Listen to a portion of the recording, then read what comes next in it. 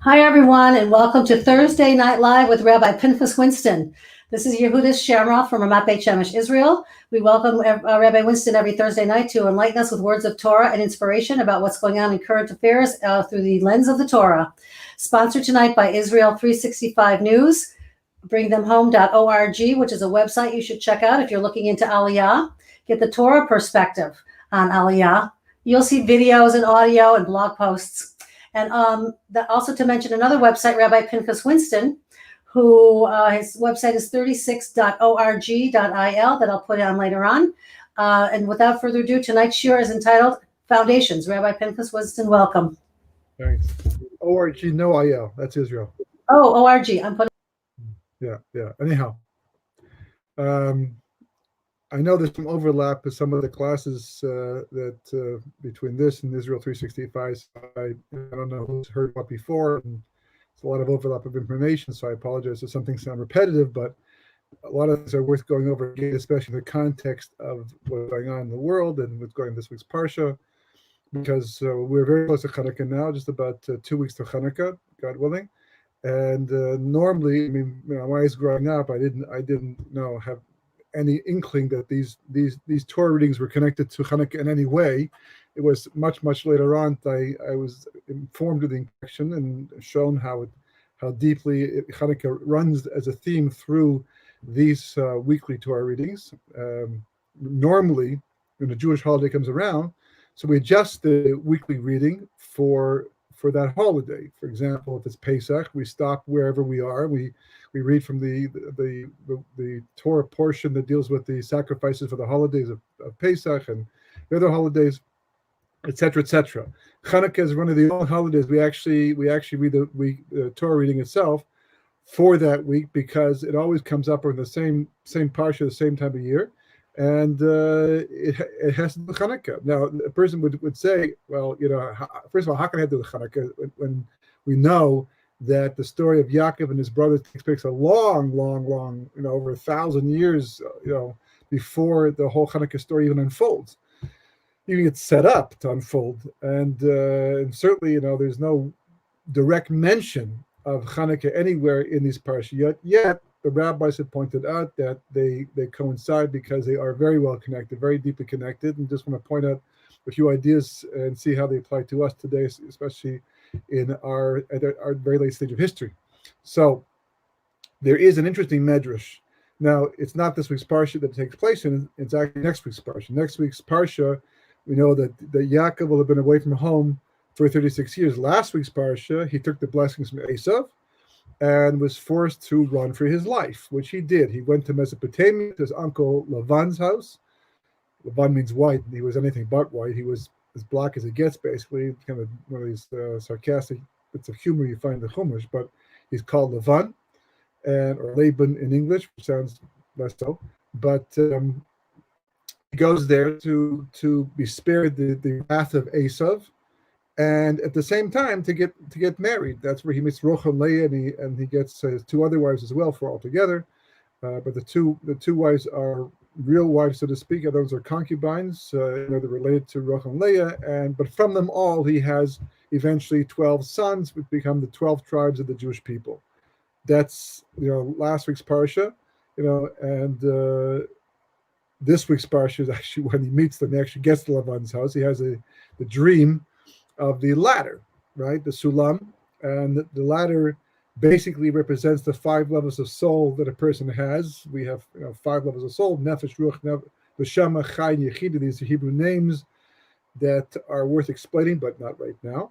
And they represent the ascension of a person in spiritual levels. So this is part of Yaakov's journey. Yaakov's on a journey. The whole thing's about Yaakov's journey. There's, from beginning to end, it's all about Yaakov leaving home in this week's parsha and coming back in next week's parsha as a whole different person. Not just because of the experience, because he has grown significantly. He's much older, first of all, but more than that, because of all he goes through in his along his way, that he is transformed from a Yaakov to a Yisrael. This is not just a nickname he picks up along the way. This is a name that represents the fruition of a journey to spiritual greatness that begins really when he was born, but certainly from Bar Mitzvah onward and then through these Parshiyot.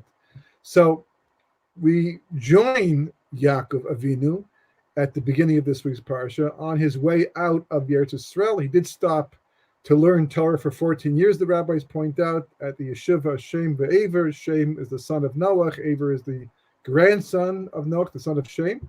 And they had a yeshiva where Yaakov was learning before the whole thing happened with the birthright and the blessings later on. And he went back there to prepare himself in advance of going into exile, going to a strange place where he's not going to have the spiritual environment he was used to at home.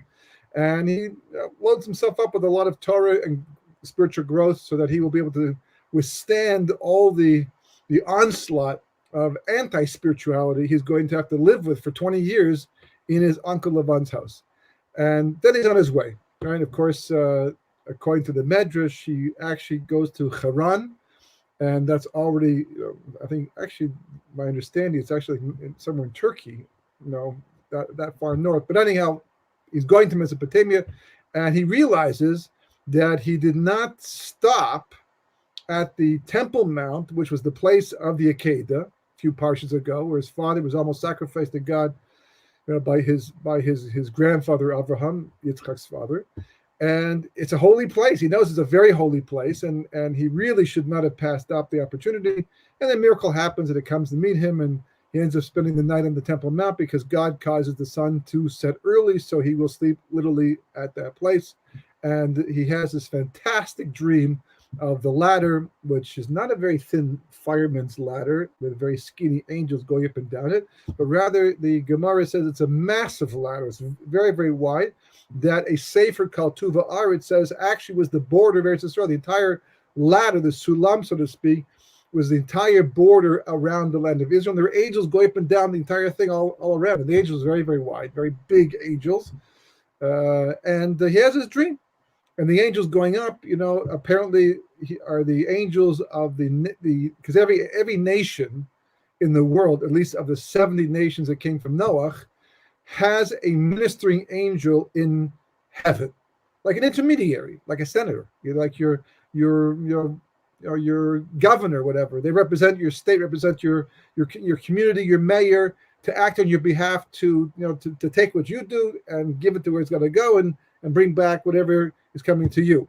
And this in terms has to do with divine light and blessing, all the things that we generate when we do mitzvahs and the right thing, and all the blessing that comes back down comes through a ministering angel. Only in Eretz Yisrael does it come directly from God, goes up to God directly, comes back to God, comes back to us directly as well. But in all the other nations of the world, there's always a ministering angel. So he saw the angels of Eretz Yisrael that were there to accompany him, because they're still angels. Obviously, there are certainly angels in Eretz Yisrael that do things. Abraham dealt with angels, and Hagar spoke to an angel. So there's certainly angels in Eretz Yisrael. And those that were accompanying him to the border of Eretz Yisrael, well, that's at the end of their journey. They go back up there, up the ladder. And then the ones for the diaspora that are going to go with them into diaspora, they come back down over there. But the dream basically centers around the 4 exiles that the Jewish people were destined to go into. The first one is called the Babylonian exile, right, or Galus Bavel. The second one is called the Median exile, from the Medes, like Darius the Mede, etc., etc. The third one is called Galus Yavan, the Greek exile with the Hellenists and the story of Hanukkah, etc.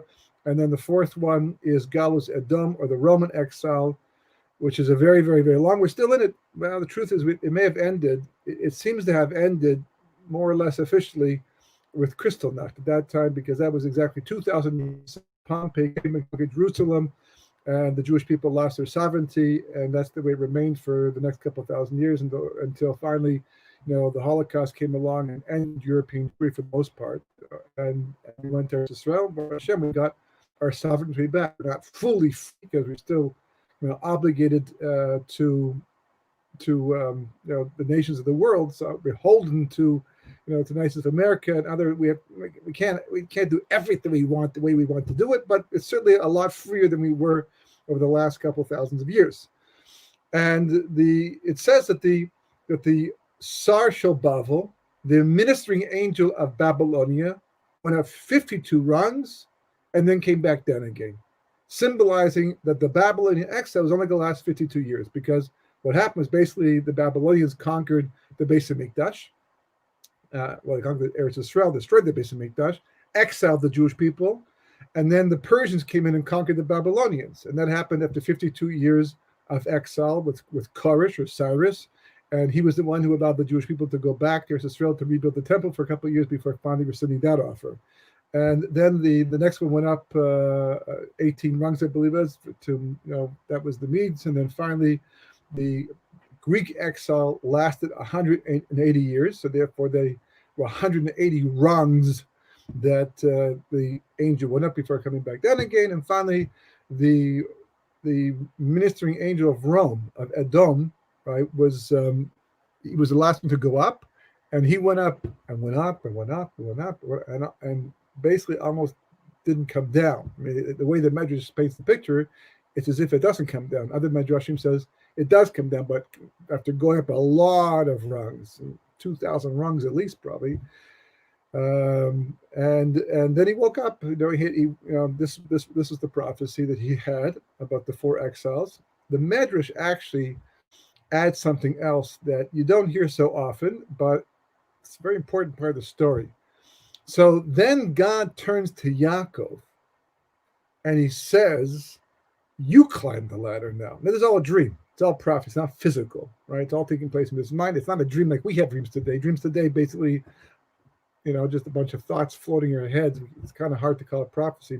More than likely, it's our brain just taking up the garbage after all the information we had all day long that we didn't process properly, and just gets thrown together in some collage of ideas that we call dreams today. But in those days, dreams were in fact prophecy. So God says to Yaakov in his prophecy, climb the ladder too. And Yaakov says, well, maybe I will come back down again like they did. I don't want to climb just to come back down again, because that's depressing. I want to know that if I'm going to climb, that's redemption. It's like Moshe Rabbeinu says to God later on, when God says, I will be with them in other exiles, just like I'll be with them in this exile. So Moshe says, what? There's going to be other exiles after this one? After all we're going to do, we're going to free the Jewish people, take them out of, you can tell me, I'm not telling them that part. I'm going to make it look at least that this is the last one, and we'll deal with the other ones, when they come. It's like disheartening to find out that, you're just paying a bill, and knowing that there's another bill already on the way. It's like, it hurts, even though you got to pay them anyhow. So that Yaakov said, I don't want to climb if I'm going to have to come down. And God says, you're not going to come down again. And the Medrash says he was afraid. Now, this takes some understanding, because Yaakov is a person who has tremendous faith and trust in God. And what was going on here, and they talk about it in extensive detail. But the point is that the Medrash says that because he would not climb that ladder, so his descendants were destined to go to the 4 exiles. And at least we can say, Baruch Hashem, that we've already done that. We're past the Babylon exile. We're past the Median exile. We went to the Greek exile, and for all intents and purposes, especially since the Holocaust, we have gone through the Roman exile. So what are we still doing in exile? Well, some people have tacked on the Yishmael exile, the Arab exile, which is not really mentioned in any of those midrashim. There are other allusions, but it's not the same thing, because those 4 exiles were meant to change the Jewish people in a specific way. Galus Yishmael is meant, as his name implies, that he's meant to make us turn to God. That's what his job is to do if we don't do it on our own. But it's kind of like taking a taxi to a destination, right? You get there, and you're on your phone, you're making some notes, and you don't want to get out yet because you're 5 minutes early, let's say, or you still have work to do. And so you're sitting back of the taxi, and the meter's still running. The driver's going, no, we're already here. You getting out? It's okay, keep the meter going. I'm not there yet. So the Jewish people, we basically got back the land, Baruch Hashem, miraculously, and we built it up miraculously. And, we're literally at that destination, but we're not getting out of the taxi.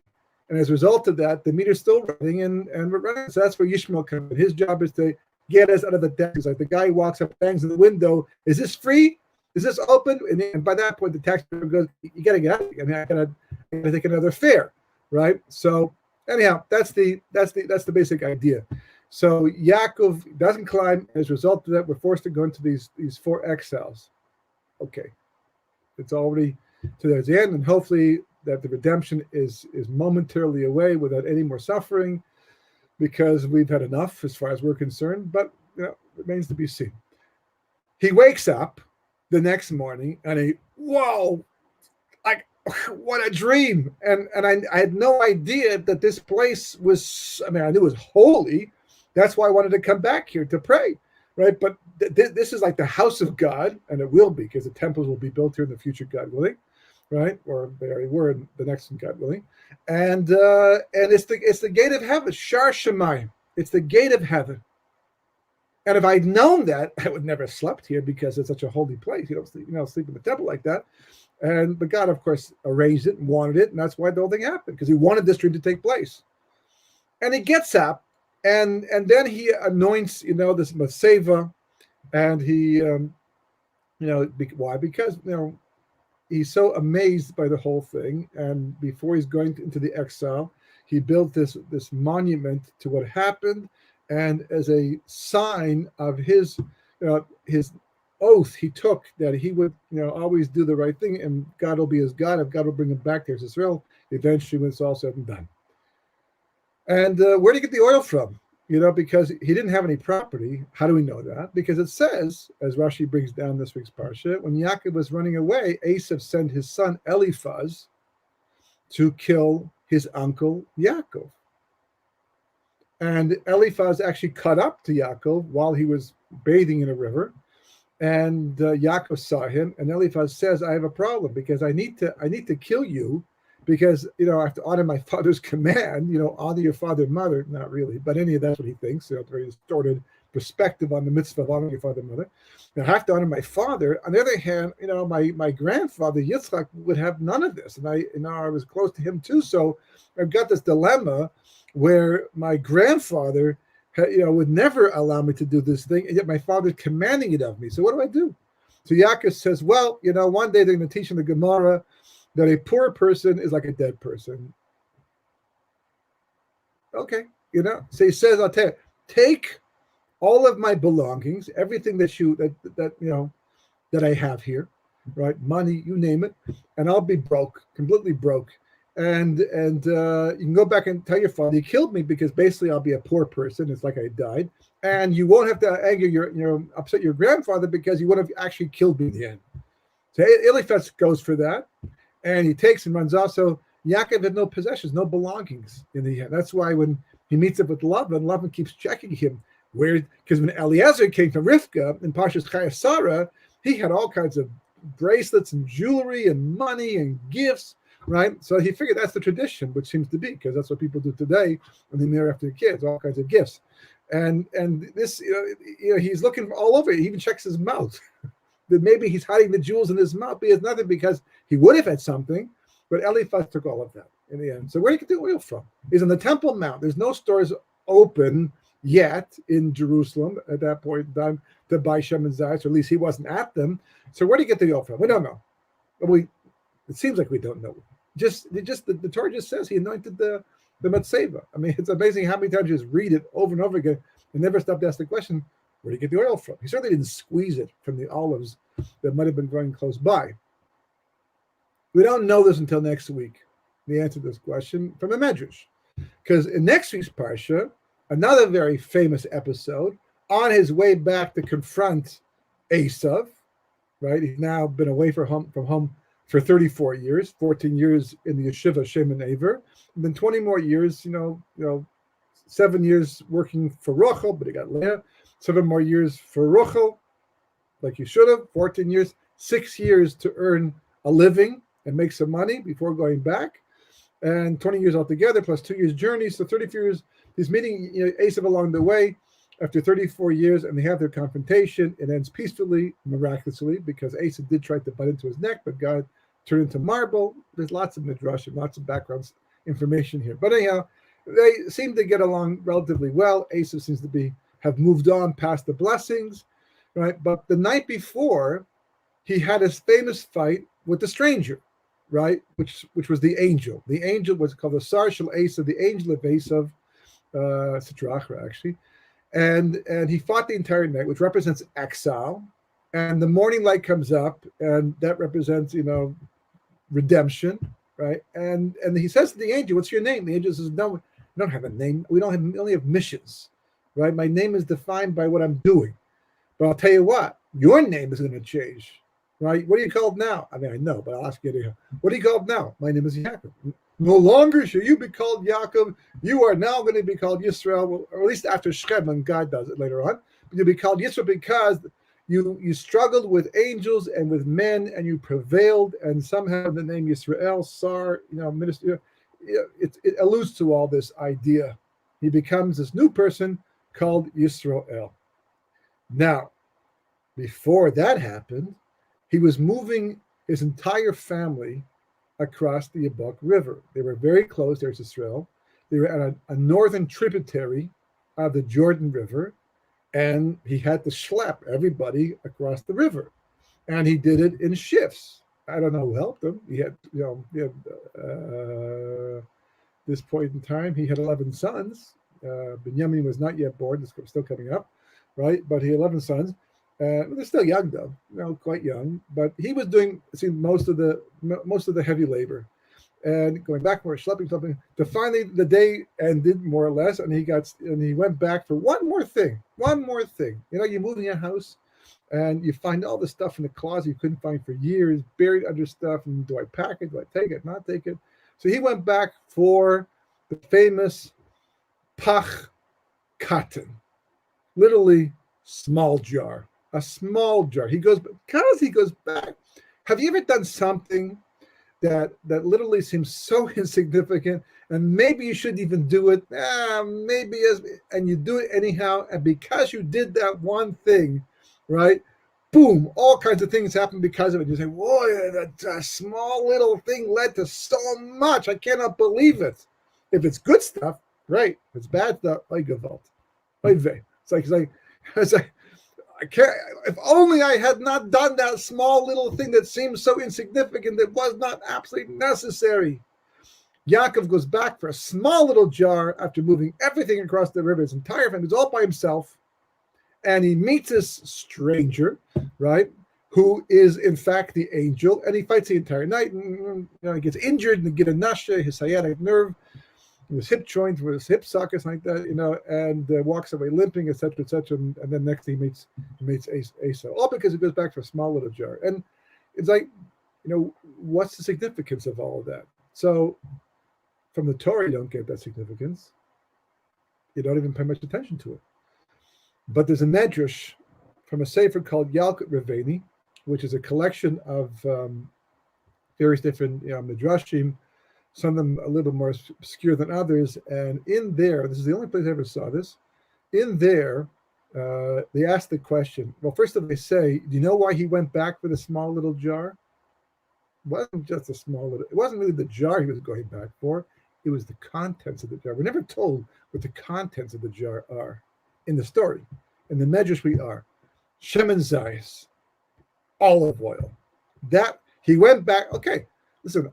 Olive oil can be expensive, but it's not worth risking your life. If you've been moving your family, your house for an entire day, you might go back for a small little jar of olive oil. I don't know. But you also might say, let the next people deal with it. I can always get more olive oil. He goes back for this little jar. Now, why does he go back for this little jar? Where did he get it from? So Medrash says, you remember the story back in Parsha V'Yetzei, this week's Parsha, where he wakes up the next morning, he builds the monument because of the dream of the ladder, and he says, I need to anoint this thing. Where can I possibly find some oil at this time of day, this place, at this time of history to anoint this thing? And look at my lucky day. There's a jar of oil attached to one of the rocks that I slept on last night. Wow, what? Talk about your muzzle, Whew. I'm just so grateful. Thanks, God. Takes the little jar, he pours the oil over this little, this monument. Wasn't so little actually, and then he does a double take. Whoa! Looks back at the jar. He says, "I can't believe this. All the oil is still there. I just poured the whole thing of oil over this monument, and all the oil is still there. That's miraculous." So he pours it over himself, right? Not himself, like a Kohen Gadol. And the oil's still there. And he says, this is something worth not leaving behind. This is something I'm going to take with me because this is invaluable, not only because I will corner the market on olive oil one day, but because this is clearly holy stuff. Is like really, this is like God-given olive oil that's miraculous, that just replenishes itself. Wow. So he takes this. And elsewhere, right, there's another medrash that if you learn that one first, doesn't quite make sense. But if you learn it after this medrash, it makes perfect sense. Because there's a medrash in a medrash called Tzedel Derech, and it says that God said, after Yaakov goes back for the small little jar of oil, the medrash says that God then says to Yaakov, because you endangered yourself, you put yourself in the line, you were self-sacrificing for the small little jar of oil, I will reward your descendants in the time of the Chashmonaim with a small jar of oil. Now, if you just know that medrash only and nothing else, then basically, well, why? What's the connection? Why not to Purim? Why not to, to Shabbos candles? Why specifically to the story of the Chashmonaim and the small little jar, which means to say that, one of the reasons why Hanukkah is 8 days long and not 7 days long, because the oil only burned for 7 extra days, because we count the finding of the oil to be a miracle too. Because the Greeks came in, as the Gemara says, and defiled everything. They broke the seal of the Kohen Gadol that was on the jars of oil. They were prepared in advance for the mitzvah of menorah, and they broke them all. They defiled all the oil. And we go in after everything, after the war, the 25th day of Kislev, we go into the basic mikdash, which is basically defiled all over the place. And for all the pillaging that took place, the Greeks were all over the place. They touched everything. One little jar of oil with the seal still unbroken. That was a miracle. And we thank God for that. By making Hanukkah 8 days long. 2 miracles. One, the finding of the oil, and the 7 extra days. Now, that's where the story usually begins and ends in terms of that, but not when you connect it back up to the Medrash, because now the Medrash says, you know why they found that one jar? You know why the Greeks could not find it? They broke everything and defiled everything. You know why it was saved? Why God arranged it? That they would not be able to find it and it would be available, so when they won the war, they could come back and Yaakov, the Chashmonaim could find it and do the mitzvah of menorah. You know why? Because Yaakov went back across the river for his jar of oil, and measure for measure, since he was self-sacrificing for his jar of miraculous oil, so then God made it possible that they would have a jar of miraculous oil at the time of Chashmonaim. That's a good connection. We could stop there. I don't know if it's completely satisfactory. I feel the need for a bit more, no more connection, but it's at least measure for measure. But the Medrash goes further. The Yaakov Ravina goes further. It says not only that, not only did Yaakov take this oil with him everywhere he went back to get it, carried him to Eretz Yisrael. He said, but this oil is the same jar of oil with which every miracle to do with oil in the Chumah, in the Tanakh, in the book of the prophets, actually occurs. For example, Eliyahu does a miracle with oil, where he goes to someone's house, and then eventually Elisha with the Shunammite woman. There's a few myths, a few stories where someone's poor, and in gratitude for the hospitality. For example, Elisha says to the Shunammite woman, or actually it was Eliyahu the first time, and says, can I help you with anything? And he sees it. Or actually, I think of my stories, but for sure by Elisha's happened like this, and they realize he's poor, so they take a jar of oil and they pour it into one big container of oil, earthenware container, fills up, and the next one and the next one. They keep going until she finally runs out of vessels, and he tells her, go get some neighbors' vessels, and with this oil, of course, they can sell it and make a parnasa. So every miracle that takes place in Tanakh happens with the same oil that Yaakov saved. So this becomes an inheritance throughout the generations. From Yaakov, especially down through the Asia, they're all passing it down. They're all passing it down and using it for the appropriate miracles necessary for whatever now is the will of God. And that's where the measure stops. It doesn't go any further, but we're sitting here going, well, there's one more story that we know of a miraculous oil that can keep burning. It replenishes itself. I mean, don't forget, in the base of Mikdash, right, the Western candle always burned longer than the oil it had. The Gemara says so. It was a proof that God dwelled upon the Jewish people. The miracle of the oil by Hanukkah was new to them because they hadn't seen it for a while. But in the first base of Mikdash, that oil kept burning every day, ongoing, even though it didn't have enough fuel. So clearly it was the same oil that was being used that Yaakov had used as well. So they kept it in the temple. Well, if that's the case, is it such a giant leap of faith to be able to say, well, if it's the Medrash is already connecting up the jar of oil from Yaakov's time with the jar of oil in the Chashmonaim time, only as a function of measure for measure, a reward for his self-sacrifice, right? Then why not go the next step and say it's the same jar of oil? In fact, that's what really the Medrash is saying.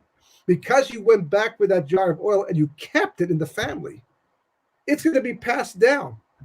And it's a special jar of oil that's so outside the reality of everyday man that the Greeks will not even be able to see it, like the Or HaGanuz, the hidden light of creation that God made on the first day and then subsequently hid it, which can only be seen by the people who are fitting to see it. It's all one and the same thing.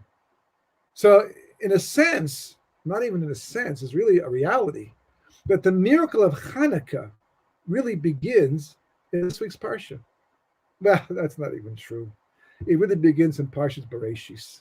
Goes all the way back to the beginning. Well, it goes back to Ma'aseh Bereshis. Goes back to the first day of creation, with the creation of the Or HaGanuz, the hidden light of creation, which Hanukkah celebrates, because it's shown for 36 hours in the Garden of Eden before being hidden, and we light 36 candles to symbolize this idea, this reality. Not even, it's more than symbolize, to draw out, to access the reality of this light. Hanukkah is extremely, extremely holy time with a phenomenal opportunity that affects us all year round. I mean, in short, Hanukkah, the light of Hanukkah is the light of the Messianic era. A door opens up on the 8th day for 8 days on the 25th day of Kislev until the 8 days later.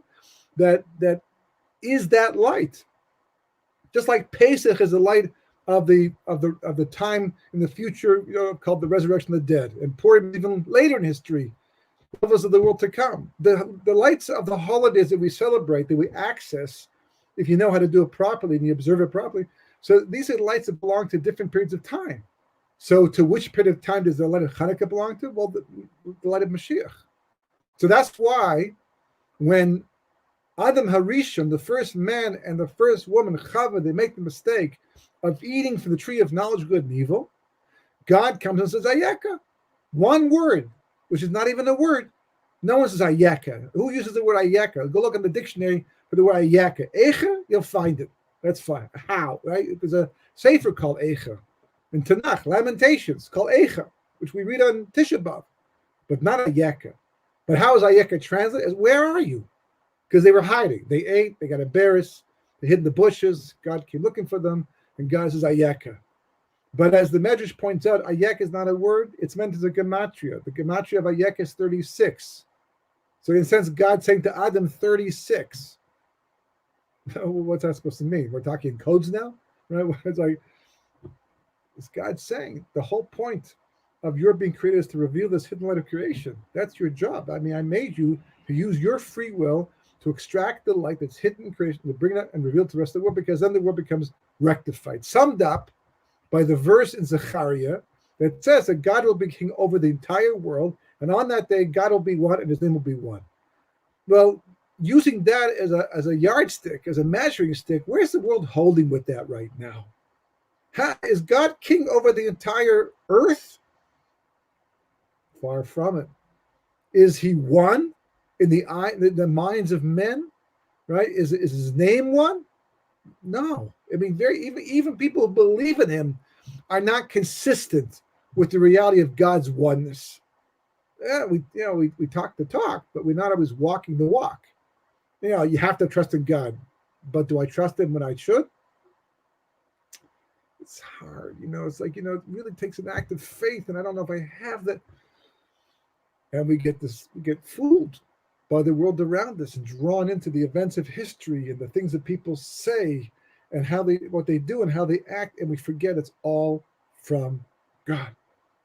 That's a reality that will define Yemos HaMashiach, the Messianic era. And this basically is what Hanukkah came to rectify, that particular reality. And that's why it's on the 25th day of Kislev, because as the Zohar points out, the 25th day of Kislev corresponds to the 25 letters of the Shema. And of course, the Shema says, "Hear, Israel, the Lord our God, the Lord is one," meaning that everything comes from him. There's no two ways about it. No matter who you're talking to, what you're watching, what you're reading, what you're thinking, it's all from God. So stand back, take a look, take a deep breath, and ask yourself, okay, where's the hand of God in all of this? It was obviously there, but let me just pull off the masks and pull off the layers and get to the bottom of what's taking place, rather than look at it the way the rest of the world does, where it's kind of a godless reality. So therefore, there's coincidence and there's accident and things like that, and there's victims. But Hanukkah says, pull yourself out. Look at it from God's vantage point, and the world will look completely different. So that's Yaakov Avinu. That's his job. That's his role. That's why he had his dream. That's why he was shown what he was shown. That's why the events that happened to him happened to him. He had to deal with Lavan. He had to deal with Shechem. His daughter is taken and she's violated. I mean, any father would be disgusted and angered and distraught because of that. But how much more so is the daughter of Yaakov Avinu, a granddaughter of Avraham, actually of Yitzchak, a great-granddaughter of Avraham. Right? It's like horrible, it's terrible, But he has to remember it's all from God. And why? What? And he has to deal with Esav, right? The murderous Esav. And it's like Esav he's like so powerful, and he projects himself in the world, and he's able to get over so much. And he's, he's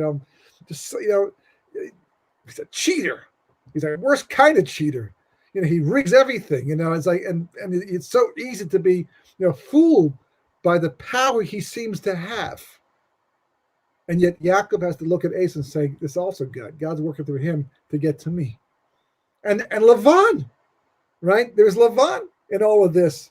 And Lavan is his uncle, who he can't trust, who wants to kill him, who you can't sleep with both eyes closed in Lavan's house, because you don't know what he's going to do next to try to cheat you. That's what Yaakov says in this parsha to Roch and Leah when he says we're going to go. He says, anyhow, I worked my kishkas out for your father, and he kept changing my wages. If I said it was like this, then he changed it to that. And then he changed it 100 times. Who can live with a guy like that? But I did. And I was still honest, and I still worked hard. I did what I was supposed to do. So that's what Yisrael means.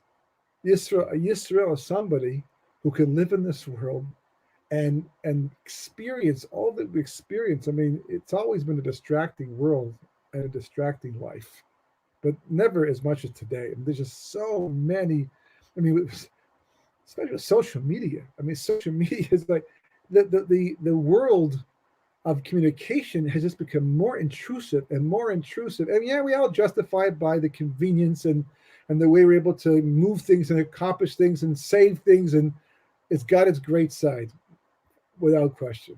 It always does, But of course, not everybody controls it. Not everyone uses the proper way. Not everyone understands the negative impact it can have on them. And that is to become extremely distracted, away from the moment, away from the obligation, away from the opportunities of life. But Israel can do that. That's why the angel says your name will be Israel, but I can't confirm that yet. Why not? It's a secret. I can't tell you right now. But you'll find it soon enough. And that's the episode of Shechem. He goes to the episode of Shechem first and has to deal with it. And Shimon and Levi, they respond the way any of us would want to respond and might respond. Well, we're not going to have any of this. Forget it. We're going to teach these guys a lesson or two, and the rest of the world for that matter. They go and they wipe all the men out. On the third day of Bris Milah, after all the people of Shechem, the Bris Milah, because that's what they were told to do if they want to join up with the Jewish people, and they do it. And then Shimon and Levi go out on the third day and kill all the men and take the booty and all that, and it becomes a big chilashim in the process. And Yaakov says, because of this, we're going to be attacked by everybody else. And later on, he says it wasn't for the fact that God saved us from all the other nations of the world because they came after us because of what you did, what you caused, right? You don't think I wanted to do that?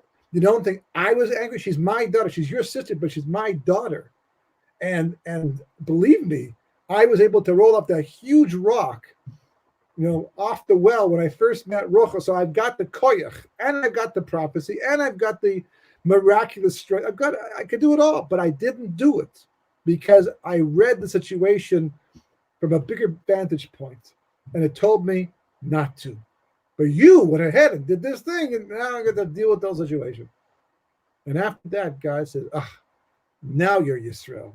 If you can go through all of that, experience all of that, if you can put up with all of that, then you are somebody who's literally in touch with me on an ongoing basis, 24/7.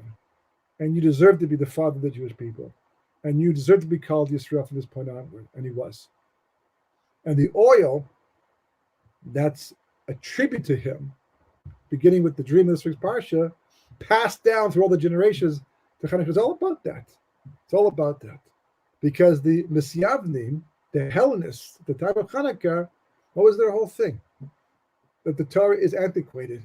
It doesn't make sense anymore. But the real reality is it doesn't really emphasize the physical material world. It doesn't put it up on a pedestal like the Greek society does.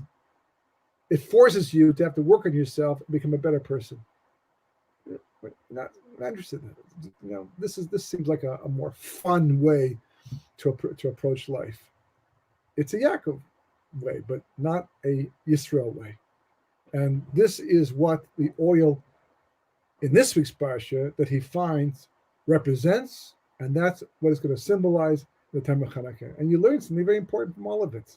You never know what you do today, which may seem so insignificant and so unimportant, or even if it seems somewhat important, but not as important as it is, how it will play out down the road, how magnified its impact and effect will be. So we have to pay attention. We have to pay attention to what's going on in our life today and ask yourselves, and always be in touch with this reality. What I do today is going to ripple all through my life and the life of my children and my grandchildren, etc., etc. Let me give it some more thought. Let me think about what I should be doing at this time. Not just drift through life and just take it as it comes, but let me try to get a jump on all of this and figure out what my potential is, what I can accomplish, and what decisions I can make today that perhaps down the road will have an extremely significant impact on me, my family, and God willing, Jewish history as well. Okay? Shabbat Shalom.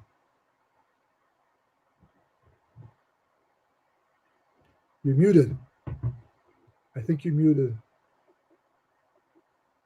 Oh, sorry. Thank you. I want to tell you before you leave, we have greetings for you from Norway, Helsinki, Qatar, Egypt, Chicago, Snow Hill, North Carolina, and Jerusalem. Do I need a passport for all of those? Yeah, I think we're all trying to get them. Rabbi Winston, as you all know, is a prolific writer, and please go to his website, 36.org. Is that correct, Rabbi? Yes, it is. Okay, look at his readings, the most recent on Hanukkah and all the Hagim. Learn about the end of days, reincarnation, mindfulness in Torah, and preparation for redemption. And thank you so much for joining us, everybody. Yehuda Shamroth from Rabbi Pinchas, Rabbi Winston from Telstone, and have a great Shabbat and good Shabbos, everyone. Thank you for joining us.